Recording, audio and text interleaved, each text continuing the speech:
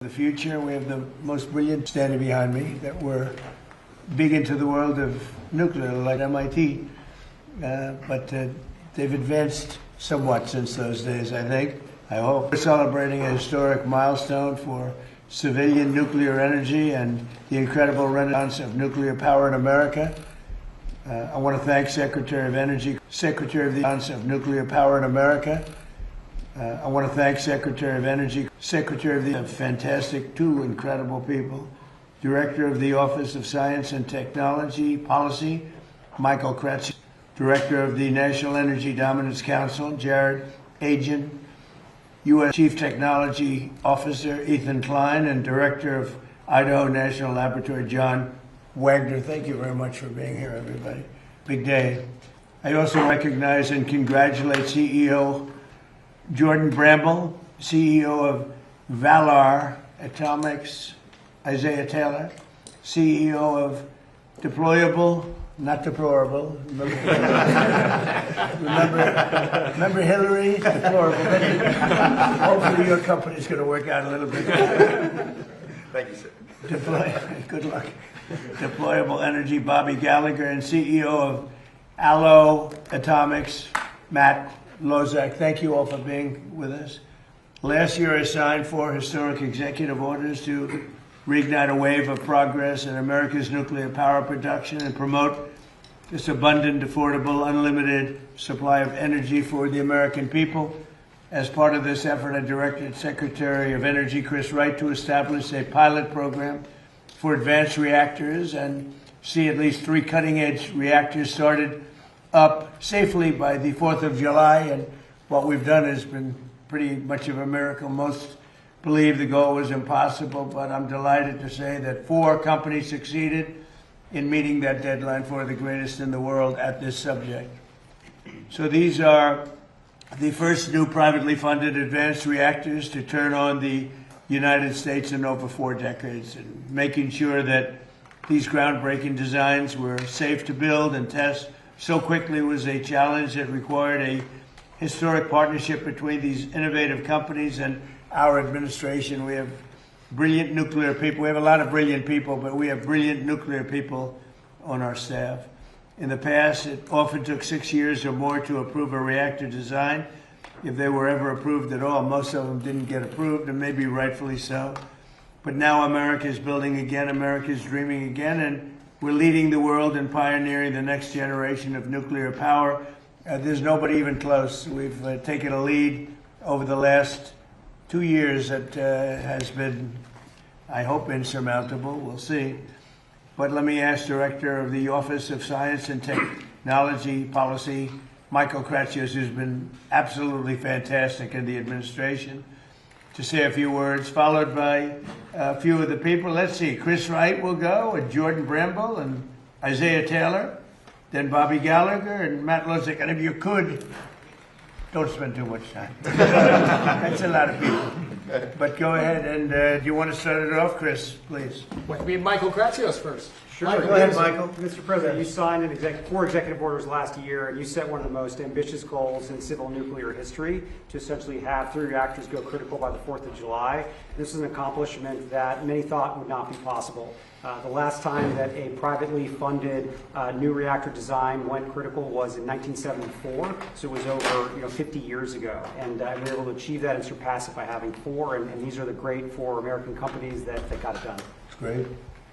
Go ahead, please. In the last 30 or 40 years, the American nuclear industry has been quiescent. Most of the reactors built around the world have been built by Russia and China, both in their countries and abroad.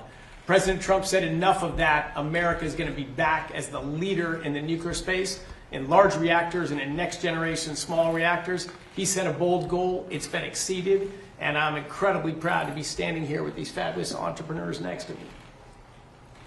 And brilliant science people, too, really. Please, go ahead. Mr. President, thank you so much for your leadership. It was really your executive orders that catalyzed this nuclear renaissance. When they first came out, people scoffed at them. They said it couldn't be done. And now there's not only 3 companies, but 4 companies here that really met the moment. Us at Antares, we look forward to being a resilient energy source for Golden Dome, to power high-powered assets in space, and eventually undersea autonomy. So this is a strategic technology for our nation, and what we look forward to doing is putting reactors on our military installations before 2028. Great job. Thank you, sir.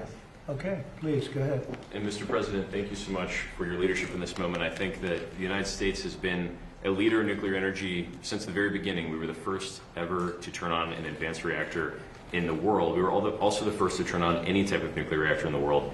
But over the last 30 years, we became more interested in PowerPoint than in power plants. And it's your leadership that is changing that. The executive orders that were signed last year, I think if you look forward in 50 to 100 years when we have nuclear power of every kind that's allowing us to make steel again, to make aluminum again, to actually be able to go to outer space and all the places that humanity wants to go, you could trace it back to the executive orders that started last year. So we're honored to serve our country and be a part of this, and thank you again for your leadership. Thank you. Great job. Go ahead, please. Yeah, thank you, Mr. President. Thanks for setting such an audacious, bold goal. As some of the other CEOs have said, most people thought this was impossible, but the American spirit was unlocked through your vision and through the the Department of Energy and the Secretary, and through the INL and John's team. We couldn't be more proud to be part of this moment. I do think this is going to be historic. I do think people are going to look back and believe that this is when the tide turned on nuclear and how we unlock cheap and abundant energy. Thank you. That's a great job you're doing too, by the way. Thank you, sir. Anybody else? Yeah, one more. We cut it close, but we went critical at 12:20 a.m. on the 4th of July. Wow. So thank you again so much for setting these executive orders. Like everyone else said, we would not be here without those executive orders, so thank you so much. And what it's unlocking for us is this year we are going to be raising $1 billion, moving into a 1 million square foot facility, and our target market is data centers. So we're making the ideal nuclear product to power right. data centers with bring your own power. That's our whole goal. So thank you once again for unlocking this, and we really, really cannot be here without you. That's great. Thank you very much. Appreciate it. Thank you. Have anything to say? Sure. Go ahead. No, I would just say, I mean, this is exactly why you created the Energy Dominance Council, that you wanted to unlock new forms of energy. People ask us all the time about green energy, and I say, if you want to invest in green energy, invest in nuclear. That's the kind of energy that's going to solve the energy demand that's out there, and that's baseload energy that's going to solve our solutions, and that's the energy of the future. Good. Thank you. Well, I would just add, we invented nuclear power in this country. At Idaho National Laboratory, first demonstrated nuclear power in 1951. After that, 52 different reactors were designed and tested there. But it's been, prior to the last couple of months with these gentlemen, it has been more than 50 years since we had a new reactor go critical on our site. And I have to say that in all my years, and I've been around for a while, I've never seen government, private industry, and the laboratories working together this effectively. And it's all driven by the bold goals in your executive orders. So thank you, sir. Thank you very much. Congratulations. So, first of all, maybe you have some questions for the people behind me. Please, go ahead. Hi, Mr. President. I want to ask about the Saudi nuclear deal. This man over your shoulder announces a big deal after 18 months of negotiating with the Saudis. Seems like it's all done, it's signed, and then you come out, throw some new conditions on top of it, the whole thing blows up. So did he get out ahead of you, or what happened there? No, nobody got out ahead. I mean, I just say that in order to do it, they have to be a member of the Abraham Accords, which have been very successful. But it's time now that they do it. They and others didn't want to do it because of the problem that they had with Iran. You don't have that problem anymore. You don't have a great power there anymore. You have a problem, but the problem is disappearing day by day. They were the bully of the Middle East. They were not going to be that much of a bully anymore. They'll probably, I think, instinctively want to be. But you don't have the same problem that you would have had 4 or 5 months ago, before they had no navy, no military, no anti-aircraft, no leaders. I mean, their leaders are gone. A lot of things have changed with respect to that country. So, no, we want them to, it's a two-way street, and we think it's very important for the future of the Middle East. The Abraham Accords have been incredibly successful for the countries, as you know, for the countries in them. And I think it's very important. So, you know, at some point they'll join and they'll do their Civil, that's true. I call it civil nuclear, but that's what it is. No enrichment, it's civil nuclear. Quick question about Iran. You're talking about blowing up civilian power plants and bridges. Much of the civilized world would consider that a war crime. Do you? I won't respond to that question. Who are you with? The New York Times. I figured so. Failing New York Times. President Javier Negre from Real America's Voice in Español. I just came back from Venezuela, and people there are very happy with you, right? With Secretary Marco Rubio, with Secretary Wright. Have good poll numbers in Venezuela. I know some news plans for there, and they are amazing. I want to give you thank you. I want to ask you one question because some people there, they are asking me that. When will there be elections? Do you have a date in mind? Senator Bernie Moreno said that July 24, 2027 could be a good day in honor of Simon Bolivar. And my second question is the football player who scored Spain's goal in the final at World Cup, Ferran Torres, celebrate the victory wearing a Make Spain Great Again cap. The communists are attacking him because they say that it's a friend of you, and also they are attacking Argentinian players because of Milei. What do you think about that? Well, he's a great player, and he was wearing essentially a Make America Great Again cap, so it was a nice tribute, and I think he meant that very nicely, and we appreciate it. We've made America great. We're the greatest country in the world now. I will say this, we were a year and a half ago, 2 years ago, this country was in deep trouble. We had borders that were a disaster. We had everything you could possibly have, including men playing in women's sports. Even the Supreme Court's taken care of most of that problem. But we had a country that was in big trouble. It was being laughed at all over the world. We have the hottest country. This is the hottest country anywhere in the world. So I saw him wearing the essentially Make America Great Again hat. And I know that he meant it as a very great compliment, and we appreciate it. As far as the elections in Venezuela, they're not really ready for them yet, but boy, a lot of progress has been made. Delcy's been doing a fantastic job, as you know. The amount of oil coming out of Venezuela right now, even before the big companies, Exxon, all the big companies are looking at it. They're going there. It's very fertile territory. But the amount of money being made by Venezuela now is more than they've ever made before, and we're taking a lot also for our efforts. And the money is being sent, and the oil is being sent to Houston and Louisiana to be refined. And we paid for the war many times over. It's been an amazing fact, and as you say, I'm very popular in Venezuela because we're bringing tremendous economics back to the country. They were absolutely dying. They were in such trouble. And now Venezuela is becoming extremely successful.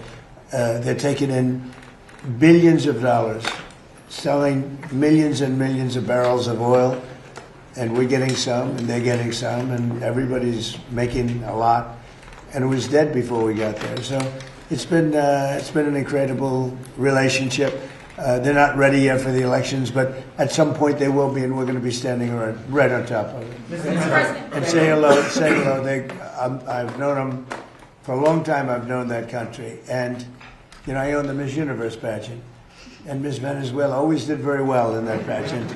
So I know something about the country, but I've known it for a long time. They're great people. Say hello, okay? Mr. President. President Trump. Peter? Mr. President, about Iran, what is the exit strategy? Well, I think there's a lot of them. There's a military exit where we just keep going just the way we are, and we can even make it a heavier dose, and it's knocking out everything they have. Or there's a smarter strategy, that's you make a deal, and they want to make a deal. I just don't think they're ready yet, but they do want to make a deal. Sometimes they don't want to say they want to make a deal. They want to be the tough guys, but they do want to make a deal. There's two ways. I mean, it's you can just keep doing exactly what we're doing and take them apart piece by piece. We could do it in a more rapid fashion, which we might do, or we can negotiate with them, which we're also doing right now. I mean, as we speak, we're talking to them. And you said today that Russia and China are not helping.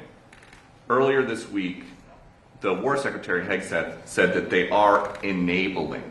So what is the difference? Well, I don't know that they're enabling. I mean, I will tell you that President Xi said he will not partake, and President Putin said the same thing. I think, I trust them. They've had a long-term relationship. There could be some things they do, but thus far, at least, it has not been major. I don't think they'd want to have me disappointed. And just a different story, not Iran. There's this nasty parasite that is giving people in 9 states explosive diarrhea. When is it going to be safe to eat lettuce again? I don't know. I haven't thought about it. It's the first time I've been asked that question. Are you eating lettuce recently? I should always have more lettuce. You want to get the hell out of here, Peter.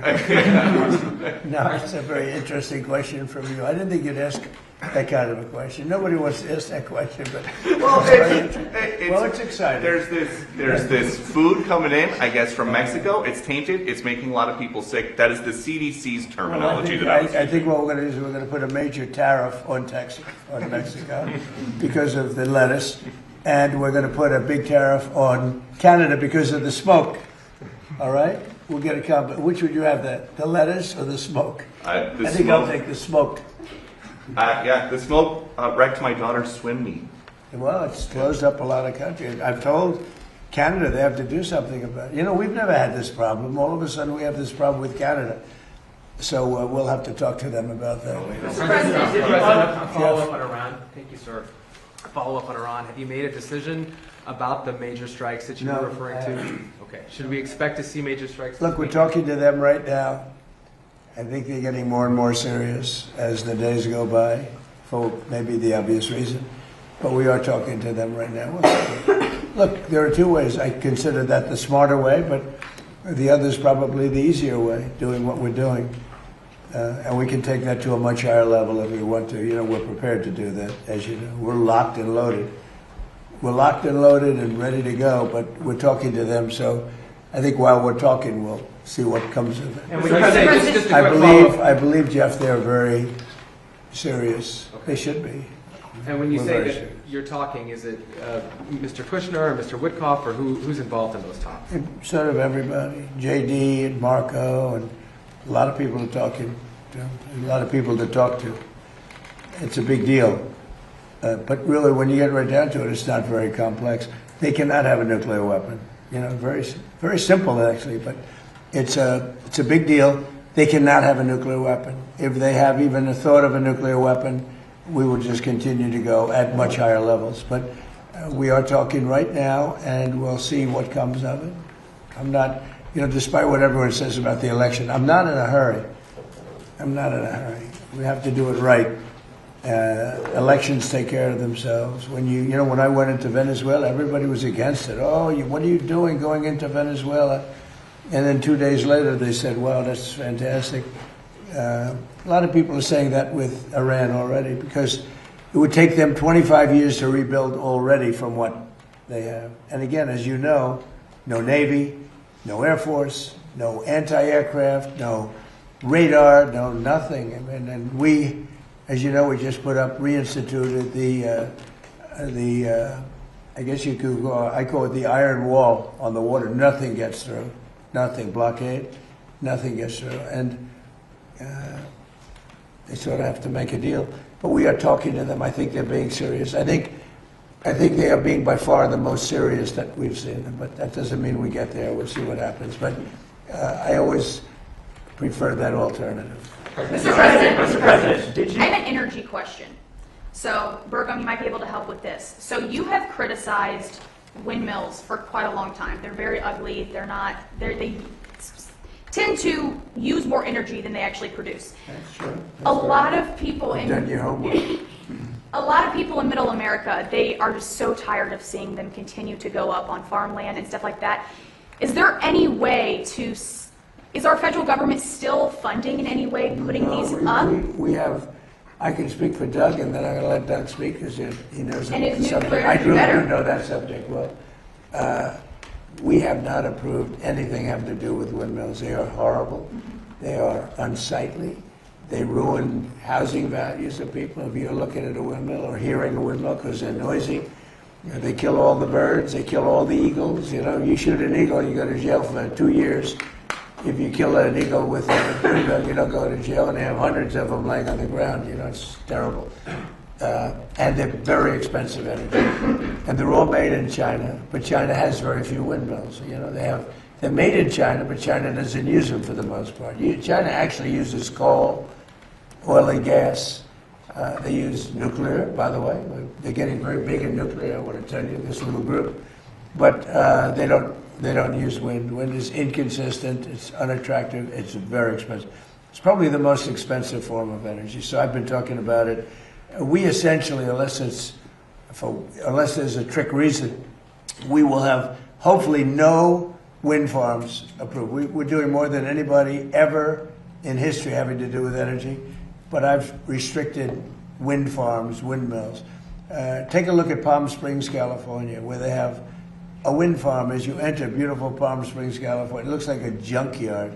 You have old ones, rotted ones, they're falling down all over the place.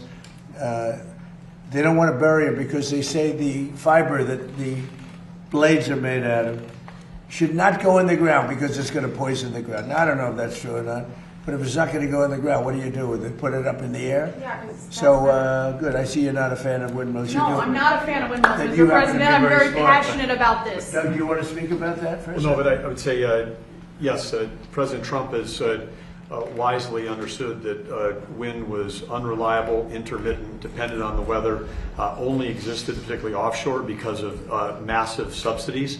So not only was it expensive to generate electricity on the grid, it was also expensive for taxpayers because of the subsidies. And so again, President Trump shifting the policy towards energy dominance, which is reliable, affordable, 7x24 energy that's not dependent on the weather. And that includes nuclear, includes hydro, includes geothermal, includes oil and gas, includes beautiful coal. And again, China, 60% of their electricity is coming from coal. Coal was the #1 electric producer in the world 125 years ago, and it was for the last 125 years in a row, and it will be again this year. 126, quite a streak if you're an athletic team that they've won 126 years in a row. But President But we Trump, were restricted from using it. Yep. Every coal mine was going to be closed down within the next year if we didn't win the election. And it's I call it clean, beautiful coal, because it is. What they do today with coal is amazing. But it is the most powerful. And with that, go ahead, Doug. well, as I say, under President Trump's leadership, and then working together as a team across government with Chris Wright, Lee Zeldin, Energy Dominance Council, we've kept open 35 gigawatts of coal this last year, and if that 35 gigawatts was not up this past winter during the cold streak and Storm Fern, we would have seen brownouts, blackouts, and literally people dying in America during that cold weather. So again, President Trump's, the elections matter. When he came in, he turned the direction back towards reliable, affordable energy. Nuclear is a key part of that with these amazing entrepreneurs. And I just would add to this up here. People need to understand, the four guys that are standing up here did not get a government grant. This is private sector. President Trump unleashed capital going back in, billions of dollars of capital going back into the nuclear industry. President Trump understands innovation is the source of American greatness. You get rid of the regulation, you support entrepreneurs, the capital flows, America wins. Mr. Secretary, the starting for this nuclear, dominance, what does that look like for the American people out there? Like, what are those first steps that we can see in these coming months and years? Well, I was going to say, I'll go on. You can see it right now because when you take a look across the whole world, President Trump's policies, whether it's Venezuela, whether it's Alaska, whether it's reinstating export for 18 months ago, we had a ban on LNG exports from our country. Now we're the world's largest exporter of LNG. President Trump's policy was let's sell energy to our friends and allies, keep it affordable at home, so our friends and allies can stop buying from our adversaries. Russia was selling virtually all of the natural gas into Western Europe. 2/3 of that gas has been displaced by America. America has turned those into our customers, supporting our allies. And with Venezuela, as President Trump said, that flowing to our refineries on the South Coast, that's lowering gas prices for America. Unleashing Alaska, which the previous administration sanctioned more than Iran, that's going to again help provide low-cost energy for Americans. So today we have the lowest priced, most secure energy of any country in the world. That's going to change the course of this country for decades to come. Mr. President, what? The Justice Department last night withdrew those subpoenas to the New York Times journalists who reported on Air Force One. Do you support these types of subpoenas to journalists or are you going Well, to encourage the administration? We're to not stop after this? journalists, we're after leakers. We're after people that are cowards, people that are unpatriotic, people that are treasonous in many cases. And the way you find them is through the journalists, when the journalists probably know they shouldn't write, they shouldn't be giving information out like that particular information or others. We had a lot of, look at the Supreme Court where they leaked the opinion of Roe v. Wade early. That person should be found. And the way you find them is to tell the journalist, if it's something having to do with national security, you tell the journalist, who is it? And we have a long way to go with that case. So you think it's appropriate to subpoena family members of journalists to find out information? What's that again? There were subpoenas to family members of the journalists too. I don't know what's appropriate, what's not. We do it legally. Barack Hussein Obama did it all the time. He went after journalists and nobody said anything about it. He went after journalists. They said, who was the leaker? Who was the leaker? And if you don't give us the leaker, you go into jail. You know that. But when Obama does it, it's okay. When I do it, it's not. In many cases, that's the only way you're going to find out who a leaker is, and it has to do with national security. It's amazing. He did it many times, and nobody said anything about it. But when a Republican does it, when, in particular, Trump does it, everybody makes a big deal. Now, the way you find out is you say to the journalist, if it's national security, I would say, I really put it down to national security, not in all cases, but when you have somebody doing a national security leak or a leak of great importance, and you have somebody inside the walls of, let's say, the White House leaking, I think that's a national security concern. I think it's absolutely fine. And again, I'm not knocking Obama for doing it. I'm knocking the press for not even wanting to cover it. But Obama did that often. Other presidents have done it also. They go to the journalist or the reporter. They say, national security, who gave you this information? I'm okay with that. Mr. President, did you authorize for Secretary Wright to sign the Saudi nuclear deal? If not, why did he sign it? Well, we didn't talk about it, but it was always understood, and Chris knew, and Saudi Arabia knew, that if they didn't join the Abraham Accords, the deal's not, I'm not going to do the deal. So then why did he sign it? Senator John... Because they understood that in order, it's subject to Congress and everything else, in order for that deal to go through, they had to sign into the Abraham Accords. And they've had great success. The Abraham Accords have been very successful, but in order to do that, we wanted them, we want them in. We think it's very good. We think the Abraham Accords bring peace in the Middle East, and now there's no longer an Iran factor. There's no longer Iran to worry about because they've been reduced in terms of their capability and power by manyfold. Thank you. Senator John Thune has suggested that if the White House thinks that there are votes to pass the Save America Act, you should be picking up the phone. Who are you with? I'm with the Washington Examiner, sir. Could you be doing more to help that legislation pass? Well, I do more. I got 3 congressmen, maybe 4, to settle, to send it to the Senate. We got the vote, as you know, in Congress. I got a call from Mike Johnson, who's fantastic. He's a fantastic speaker, one of the best I've ever seen, and I think he's going to go down as one of the best. He called. He said, we have problems with 3 or 4 people. Could you call them? I called them. Every one of them, after I called them, voted, and we got it passed up to the Senate. And I'd certainly be willing. I mean, he's got 4 or 5 people that are very difficult. A couple of them I put out of office, so I understand how it feels. I mean, they're doing the wrong thing.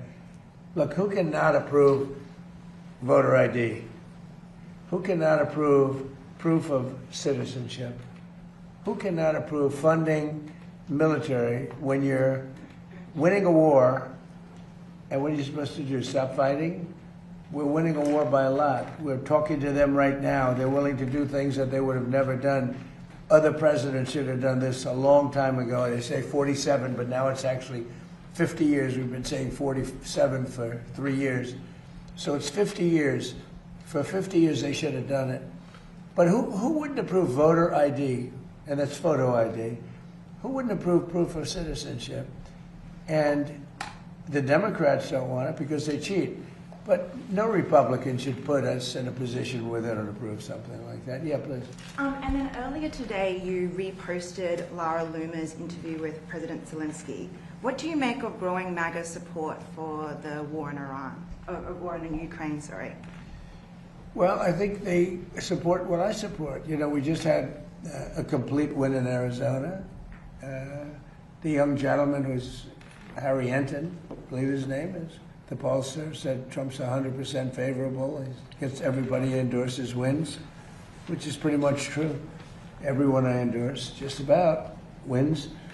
So there seems to be a natural bond between me and MAGA, but I'm the one that created MAGA, and I know what MAGA wants better than anybody else. You know, MAGA knows what MAGA wants, and MAGA is very happy. They want to see this done, and they're not going to be happy if it's not done. Make America great again. It's all about make America. You know, we started that a long time ago. But the concept of not approving voter ID or not approving proof of citizenship, and I won't even get into the ballot thing because, you know, we'll hold that maybe for another time. I think the two are 97, 98% issues. I think the ballots are 75% issue. But even at 75, they should do the ballots. The ballots are in many ways more important than even the first two. But they're a little more controversial because some people don't want to go and vote. But most great Americans want to go and vote. The corrupt ballot stuff, that you saw that with the recent election in Los Angeles, the mayor's election, where the young guy, I don't know him, I came to the office recently after he lost, and they find all these ballots all of a sudden out of the... They came down from heaven, hundreds of thousands of ballots. Isn't it wonderful? He had no chance of losing, you know, Spencer Pratt. He had no chance. He was going to be in second place or first place. But I saw it happen. I said, oh, he's not going to win. He had to beat somebody. He was way up on a person that nobody ever heard of, a young woman who nobody ever heard of. She cried that night that she lost. But all of a sudden, time went by, and the election's long over. And I heard a report that Spencer Pratt's not doing that well. I said, what? She's going to lose. And he lost. It's crooked. We have crooked elections in some places. President Trump, today it was announced LeBron James has decided that he wants his next team to be the 76ers. Where do you stand on LeBron versus Michael Jordan as the best ever? Well, Michael Jordan's a guy that's a friend of mine. Play golf with him. He's a really good guy. And I think LeBron is, maybe he's a racist, but maybe he doesn't like Trump. I don't know. But I only like people that like me. So I would say Michael Jordan all the way. And another sports question. When Tiger Woods was about to get arrested, he called you. Yeah. Now we know that when Bryson DeChambeau was having a dispute with a rules official this week, he wanted to call you. You got involved with a red card for the U.S. men's soccer team. Is there a precedent for somebody with your job becoming a fixer for the world's best athletes? Well, it's not a fixer. You mean being a judge. Like, you know, I thought the Bryson call was a tough call. You know, I saw him walking around. I see a lot of people, they're walking around looking for their ball in weeds, okay? But I've been watching that, so, you know, I thought it was a tough call against him. I thought the red card was a very tough call. And it worked out brilliantly. Look, supposing that they didn't let him play and we lost, everyone would have been angry, right? The way it was that they lost with their best player. Now everyone's happy, including Belgium. Of course, they lost the next game, so they're not that happy either. But it worked out great. Gianni did a good job in making that call. All I did, I asked for a review.